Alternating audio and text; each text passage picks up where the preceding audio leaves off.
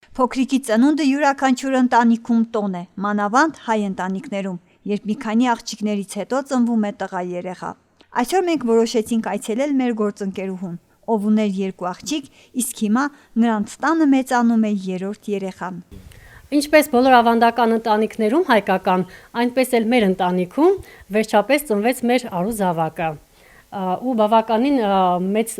տարիքային տարբերությամբ ունեցանք մեր փոքրիկին Միքայելին։ Գիտենք, որ կորոնավարակից հետո մեր ծննդատունը փակվեց Նինոցմինդայի, սակայն կոնսուլտացիան ես անցել եմ մեր Նինոցմինդայում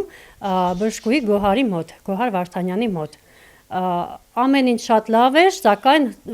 երբ եկավ պահը, որ պետք է ես կողմնորոշվեի որտեղ եմ ծննդաբերելու, իմ բժշկուհի Գոհարը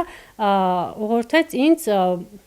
ծննդաբերել Ախալքալաքում։ Ինչպես գիտենք, արդեն մի քանի տարի է, ինչ Նինոցմինդայում չի գործում ծննդատունը, ու մարդիկ ստիպված են անհրաժեշտության դեպքում գրանցվել ուրիշ քաղաքներում, հիմնականում Թբիլիսիում կամ ավելի մոտիկ Ախալքալաքում։ Վերջինիս բուժանձնակազմի վերաբերմունքից խոսեց եւ իր շնորհակալությունը հայտնեց մեր գործընկերուհին։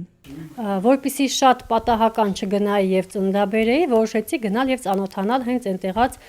բժշկական անձնակազմի հետ, ծանոթացա բժշկուհի Արմենուհու հետ, ումից շատ շնորհակալ եմ, նրա մոտ անցա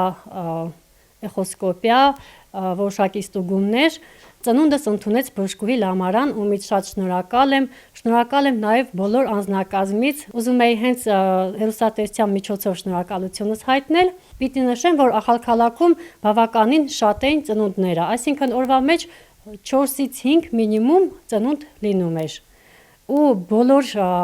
ծննդկանների նկատմամբ շատ ուշադիր հոգատար վերաբերմունք էր ցուցաբերվում բոլորի կողմից։ Ես մտածում էի, որ իմ նման կարող է շատ քչեր լինեն, որ ծննդաբերեն Ախալքալաքում, հիմնականում ընտրում են Թբիլիսիի եւ Հայաստանի Հանրապետության հիվանդանոցները, բայց ոչ, հենց իմ պալատում կային մի քանի ծննդկաններ, ովքեր հենց մեր շրջանից էին, Հեշտիայից կային 2-ը, հետո Դիլիֆից կային, մի խոսքով։ Ու այդ ուշադիր հոգատար վերաբերմունքը ուղղված էր ոչ միայն ինձ,